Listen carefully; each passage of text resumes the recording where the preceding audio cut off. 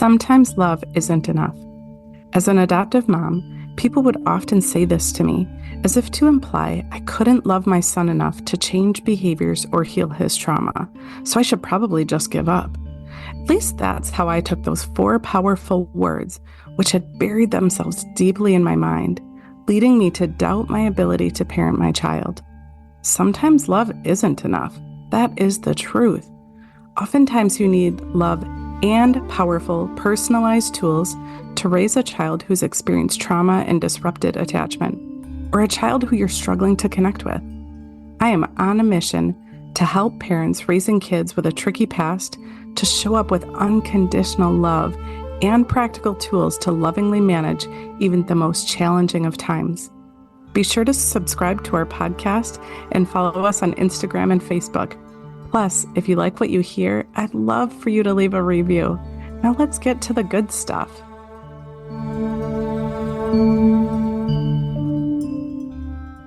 Welcome back to Sometimes Love Isn't Enough. I'm your host, Angie Grant, and for today's episode, I actually want to go a little bit deeper on a topic that I've touched on a little bit in previous episodes, and in particular last week when we were talking about narcissism. And so the topic that I want to talk about today is called mistaken motivations. So I have been fully trained in functional behavior assessments and looking at behaviors through the lens of applied behavior analysis. It was actually part of my career for a couple of decades. And what I've come to realize over the last couple of years, and I'm not saying that process is wrong or incorrect, but now that I'm really looking at ourselves as parents and looking at our kids through the lens of human design and through the lens that we're all so individual. We're all so unique and have very unique needs. I think about growing up and my brother and I, who are genetically, very similar. We share DNA. But our energetic needs were so different in the way that our behaviors looked, the way that they made our parents feel were drastically different. My brother got very different responses from my parents than I did. And I now know that there's so much more to that than just his personality, right? I now know that the responses that he got and the needs that he had were because of his unique energetic blueprint. He had energetic needs, as did I. And our parents didn't know this, so no fault on them at all. But when we look at our kids through this lens of, our kids and ourselves, we were born not only with this blueprint of who we are, we were born with our genetic makeup that comes from our parents and, generations before that. But we were also born with conditioning, right? Our parents parent us the way that they were parented, or they're fighting against the way they were parented. And things were passed down from generation to generation to generation, not only parenting styles, but also energy. Energy is passed down from generation to generation. And the way that we experience our energy influences the way that we show up in our own life and the way that we interpret and view the world. So one way to look at the needs of our kids and why our kids misbehave, right? Like, why is one child screaming in the grocery store checkout line where another child can handle being told no? It's easy to blame the parent, right? Like, one parent must have done a better job of training their child, right? That's one way to look at it. But I'm here to tell you that it's not that simple. And I can tell you as a parent who, like I said, I went into my parenting experience before I had my biological daughter, before I became an adoptive mom. I had a ridiculous amount of training and experience in handling challenging behaviors. And then I had my two kids with very different genetic makeups, but also very, very different energetic needs. And the things that I was doing through a behavior lens didn't work for either one of them most of the time because they're so unique. And so I hope that you gather as you go on this journey with me through this podcast. I hope you gather that at the very basic level, our kids and ourselves are so incredibly unique and designed perfectly to fulfill our purpose. So, like I said, today I want to talk about mistaken motivations. And, I still very strongly believe that all communication or all behaviors are a form of communication, right? When our kids are misbehaving, it's because they're trying to tell us something. They're trying to tell us that they have unmet energy needs. We all have basic needs, all of us do. We have the need to feel empowered and to feel that we're loved for who we are, not for what we're doing, but we need to feel loved for who we are and just because we're here, not because we did the right thing or we made a choice that made somebody else happy, but we as humans need to feel unconditional love just for being. We also need to have the ability to explore and experiment and to try new things in our way, not in a way that somebody else tells us to do. We need to feel valuable just for being. We need to feel like we belong, especially in our family, in our schools, wherever we spend our days every day. We need to feel like we belong in our relationships. And when any of those needs are met, our need to be loved, to feel powerful, to experiment and explore, our need to feel valuable, and our need to belong, when any of those needs are not being met, we misbehave. We do it as adults, and we certainly see it happen in our kids. So, how do we know how to handle those behaviors? If we're looking at behaviors not through a behavioral lens, but instead through this energetic lens of mistaken motivations or unmet energy needs, how do we do that? Well, I when we look at behaviors through the lens of mistaken motivations, we can actually break behaviors down into four basic categories. I'm going to go through those a little bit deeper, but in general, those four categories are the mistaken motivation of power, the mistaken motivation of inadequacy, the mistaken motivation of attention, and then the fourth one is the mistaken motivation of revenge. So here's the really interesting thing when we look at behaviors through the lens of mistaken motivations, as opposed to looking at behaviors through the lens of a behavioral assessment. With a behavioral assessment, we look at what the behavior looks like very objectively. We look at, um, I was I was trained in the we called it the dead man's rule. Like if a dead man can do it, then it's not really a behavior. It has to be something that is happening that we can describe. And so that's one way of looking at behaviors. But when we look through the lens of mistaken motivations, because when we think about why behaviors happen. Like I said, they're a form of communication. And as humans, we have this deep need to connect and to connect in particular with our caregivers. And so, in order for us to maintain a level of safety, of feeling safe and connected, from brand new babies trigger emotional responses in their parents, and babies learn from that. And those learning experiences carry on into adulthood.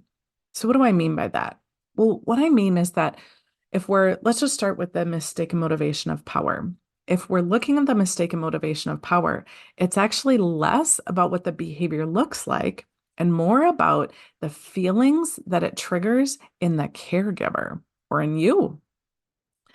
When we talk about the mistaken motivation of power, it can look like a child who is trying to take control of a situation or asserting themselves. We think about the toddlers who are, digging their heels in and saying no, right? That can be the mistaken motivation of power, but it can also be some other mistaken motivations.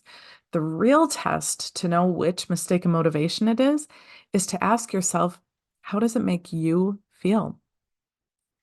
So, like I said, this mistaken motivation of power can look like kids who are being stubborn, arguing, trying to win, really being disobedient. Sometimes they'll even lie, but really we know it's the mistaken motivation of power when the parents feel powerless, when the parents feel defeated, or they're trying to force the child to obey. And I know most of us would like to say we don't do that, but when we're in that situation, when we're in that power struggle with a child, even with a toddler, it triggers something in many of us that, right? You tell the child that they need to do X, Y, or Z, and then when they don't listen, we have this emotional response where we're put in a position to decide, do we let them be or do we require them to do the thing that we ask them to do?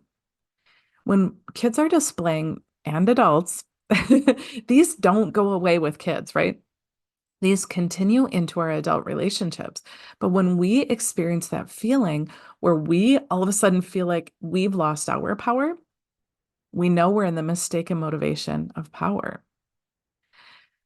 I must also say that we know about that particular mistaken motivation of power, that there are two huge developmental stages that kids naturally go through even when things are going well. Also, when things are going well, that it is normal around the age of 2 to 5, somewhere in there.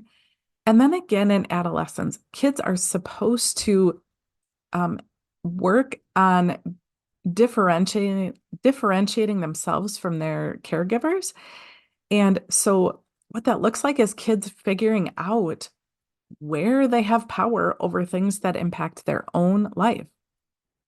So we know that many toddlers figure out how they're different, how they're individual by saying no. We know that many toddlers will go through this phase. Oftentimes it's called the terrible twos, but the truth is they're not being terrible. They're figuring out how to be independent. They're figuring out where they have power. And we know when we dig into kids' human design, we know that some kids are designed to need more power. It's part of their purpose. They're supposed to be powerful humans in this world and have something big to share. And so as as the parents in these situations or the caregivers or the teachers in these situations with kids who are exerting their power, if we really want to support the development of raising empowered humans, then it's up to us to really recognize that mistaken motivation of power and respond accordingly. Because our instinct, based on our conditioning, the way we were parented, our instinct might be to when a toddler is trying to run the show at home, our instinct might be to say like, you are not in charge here, or whatever pops up for you. That might be our instinct, but when we take a pause and take a step back and really ask ourselves, what is our goal with this little human that we're raising? Do I want to raise them to be compliant? Or do I want to raise them to be powerful so that they can step into what they're here to do?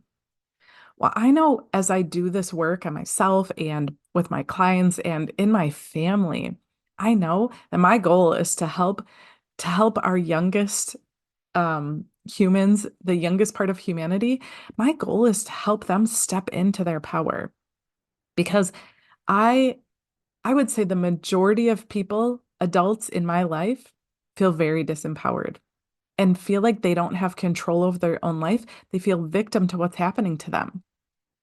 And I know in my heart that, and not to blame anybody, but it's because of old ways of thinking. It's of old ways of parenting and raising our kids that I'm the adult and I'm in charge. And I'm not saying that the toddlers are in charge. That's not the message that I'm saying here, but we have this ability, this opportunity to help empower them with things that matter to them, that don't matter to us, right? Like let the toddler pick their clothes. Let the toddler decide where their broccoli is going to go on their plate. Let the toddler decide if they want one piece of broccoli or 10. let them decide about things that matter to them so that they develop a strong sense of empowerment because they're going to be taking care of us someday and they're going to be taking care of this planet that we live on. So, more practically, while they're little, let let our kids have a choice about things that matter to them. And sometimes, if you're okay with it, let them have a choice about things that matter to the whole family. Let them pick what color paint you're going to put on the wall, right? Offer two colors that you're okay with and let them pick, right? Or let them be a bigger part of what's happening in the family instead of assuming that they don't know or they're not ready, because oftentimes they are. It's also really important we are the adults in these relationships. And again, as I'm talking about parenting and being a caregiver, also keep in mind that these exact same principles apply to your adult relationships, but you're the one listening to this. So if you find yourself in a power struggle, take a pause, take a step back, and remember that that behavior that you're seeing is because that other person, whether it's a child or your significant other, is feeling like they lost power somewhere in their life. They're feeling disempowered. So, what can you do to help them feel more empowered? That disempowerment might have nothing to do with you, and you might be the safe person that they're playing it out on. Perhaps they feel disempowered at work or in other relationships or in something else that's happening in life. But you now know that when you see that power struggle, that it's a communication. It's them saying, I feel like I've lost power. I feel disempowered. Help them feel empowered in places that matter. So that's one mistaken motivation. The next one is attention. So oftentimes the mistaken motivation of attention looks like somebody who is engaging in behaviors to seek negative attention, right? It might be a child who's acting like a class clown or a child who is constantly interrupting or being hyperactive, or perhaps even on the flip side, being lazy, right? The child who you feel like you have to constantly give them attention, whether it's because they're overacting or underacting. It might be a child who's overly sensitive or is even overly charming, right? The child who, when you as the adult feel irritated, annoyed, you feel like you're giving them undue service or attention. You might feel frustrated or irritated. You might feel like you have to remind them or coax them or constantly be giving them attention, which drives us crazy, right? When we feel like our kids are taking up too much time, again, I really want to encourage you to take a pause before reacting and really think through those 5 unmet needs that we talked about, right? Ask yourself, is this behavior happening? Is my child trying to communicate that they don't feel particularly lovable right now, or they don't feel empowered, or they don't see their value? Is your child acting this way because perhaps they don't feel like they belong or like they are allowed to explore and experiment? Because when we take a step back and really reflect on our own feelings and can really identify that mistaken motivation of attention, we respond differently. We stop reacting to what's driving us crazy and we respond to that unmet need, which isn't necessarily that they need more attention. Although the mistaken motivation, the way that they're asking for it is by seeking attention, that unmet need is likely one of those 5 that I mentioned. So some key practical things that you can do to help your kiddos when you are feeling that mistaken motivation of attention, when you're feeling irritated and annoyed and, oh my goodness, I can't possibly give them more of my time. If that's what's going through your head, I know that I've heard this from client after client after client. I'm giving them so much of my time. I can't possibly give them more. And I would often say, it's not that I need you to give them more. It's that I implore you to really reflect on those 5 unmet needs and really think about What are you doing to help them feel lovable? What are you doing to help them feel like they belong? What are you doing to help them explore and experiment, right? Because perhaps your kiddo is constantly seeking attention because they don't feel safe to explore and experiment, but they have this drive in them based on their design to explore, but they've been shut down before and they don't feel safe doing that. What could you do to encourage them to explore on their own? Or what can you do to help them feel like they belong, to really feel it in their core? Um, just a couple of other pieces about kiddos who display that mistaken motivation of attention. They can be overly sensitive, sensitive to feedback in particular, and they might have trouble learning, right? They might struggle to slow down and pay attention so that they can learn because they're expending all of their energy trying to meet so many unmet needs. And so, the more we can do as parents, caregivers, to take a pause and really reflect on what those unmet needs are, the better we can serve them to help get them in a place where they're feeling more valuable, more loved, more like they belong so that they're not engaging in those behaviors, trying to communicate to us that they need something. All right. So the third mistake of motivation is inadequacy. And so oftentimes this will look like kiddos who are saying, I can't, or they give up quickly. They might sign up for sports and then put in half of an effort and then quit, or they might act like they're helpless. Uh, they might um, they might push back when demands are placed on them, or they might set really high goals actually. And then these can be the kids or adults who we like a self-fulfilling prophecy, right? Like they set such high goals that they couldn't possibly achieve it, or they're not going to put in the effort. It's not that they can achieve it, it's that they're not going to put in the effort to even come close to achieving it. And then it's the see, I knew I wasn't fast enough, I wasn't smart enough, I wasn't strong enough, I wasn't whatever enough. And so these are the behaviors that we often see in kids who are displaying that mistaken motivation of inadequacy. As parents or caregivers, we often feel pity or we question whether or not our kids are capable.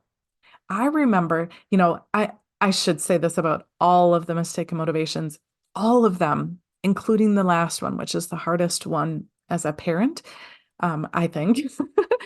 But I saw all of these in my son.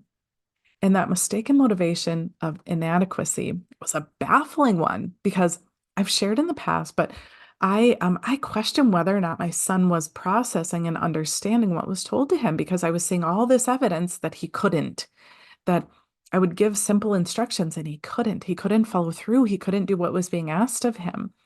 And I remember thinking and having conversations with professionals, with family members about like, I wonder if he can't. I wonder if he doesn't understand. I wonder if, something has happened that has impacted his ability to process.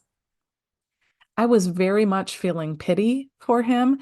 I was very much like reminding him and scaffolding and putting all of these systems in place to support his success with following directions because I was convinced that it was inadequacy in him, right?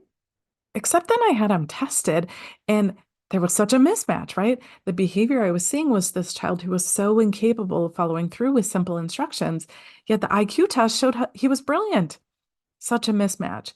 And so as a result, I ended up placing fewer demands on my son. I ended up really backing off on my expectations.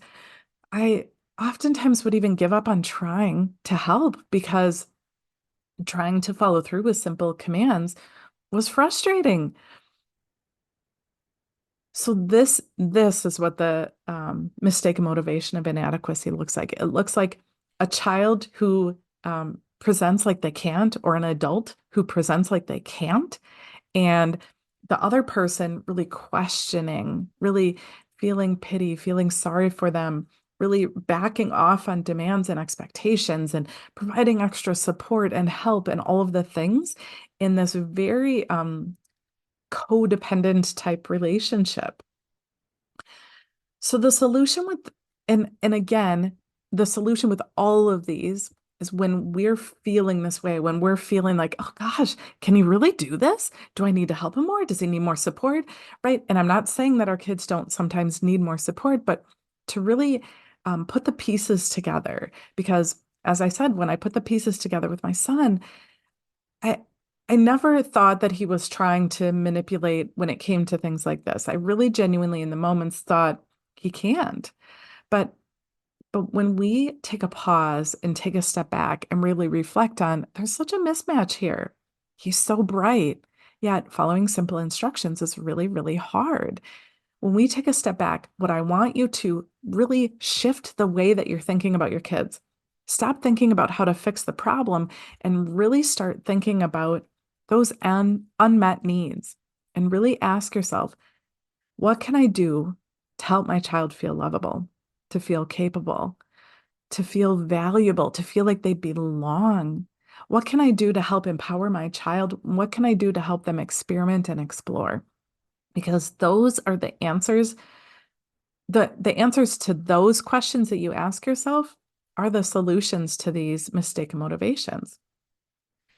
A couple of other things about inadequacy when you're seeing that, in addition to asking yourself those reflective questions, but I really want to encourage you to really help your child see how capable they are. Help them see evidence of when they are capable, when they can do things on their own, and really to um, stay encouraging without rescuing your kids all the time. Help them feel powerful, help them feel capable.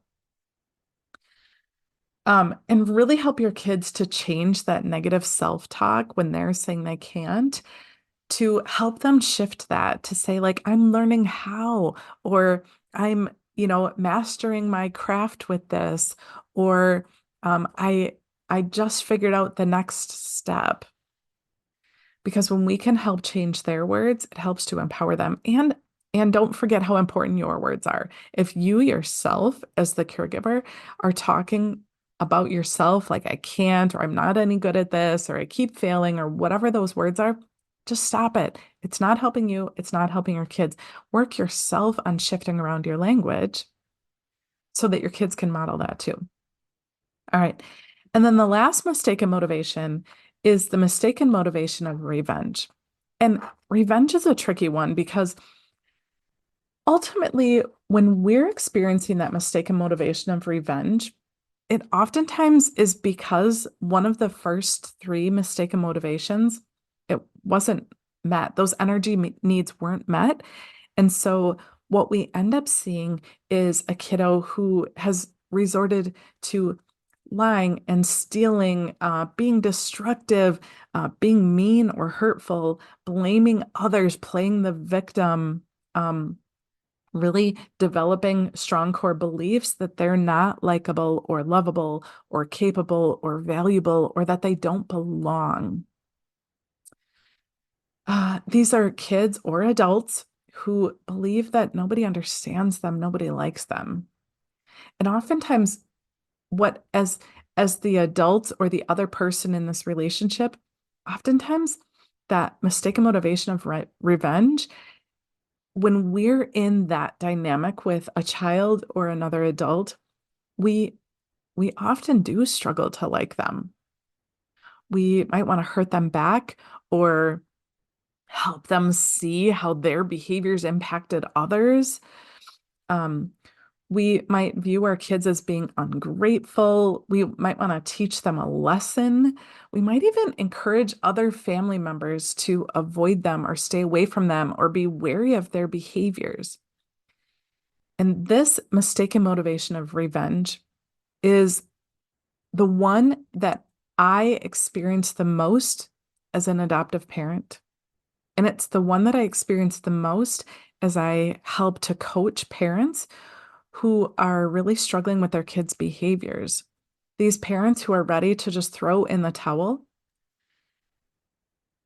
or they're just feeling so frustrated and quite frankly, they don't like their kids. This is the one that I see the most because the other three, the kids, engaged in those mistaken motivations and they didn't work. And now the parents are at the point of the mistaken motivation of revenge, of really not wanting, I don't want to say that, right? As parents, we don't want to hurt our kids typically, but we're in this place where we don't know what else to do. And we feel like we've tried all of the other strategies and nothing has worked. And now we're in this place where we're like, well, maybe they need to learn a lesson.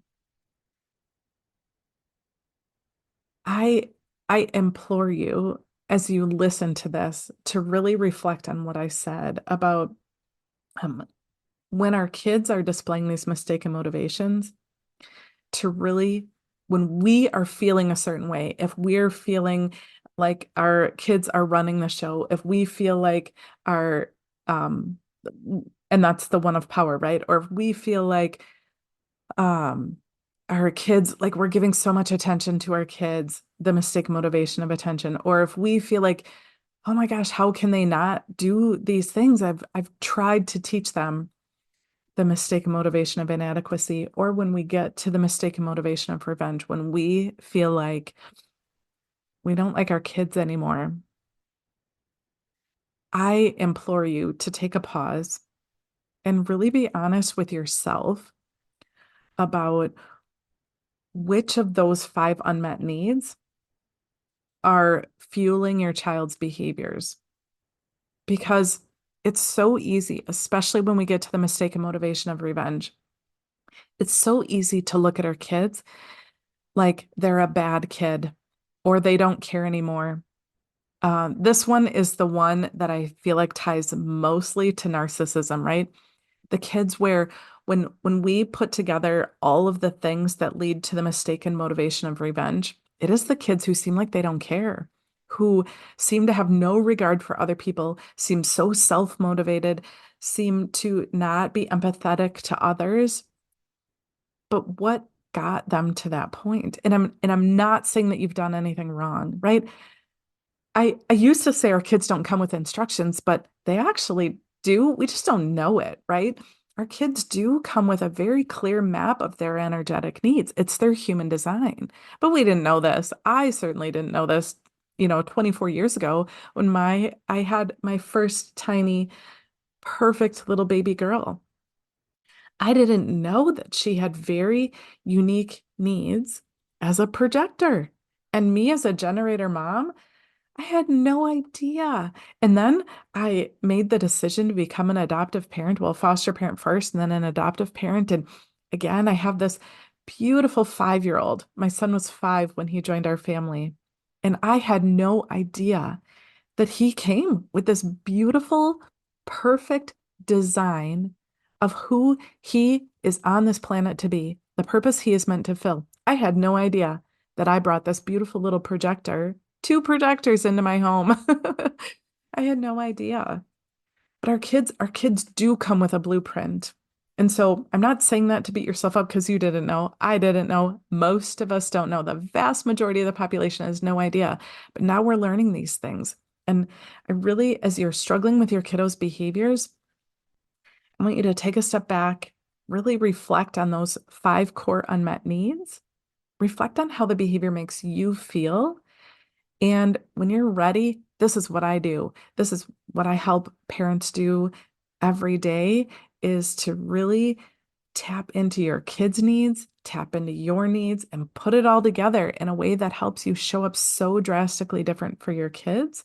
It's not easy, but this is the work. This is what we're here to do. We're here to help shift the direction of humanity so that our kids can be empowered because they are the future. So that's it. I hope that you loved looking at behaviors through mistaken motivations. I know it has just blown my mind thinking about behaviors in such a different way. So I can't wait to chat more with you about this and so much more about your kiddos.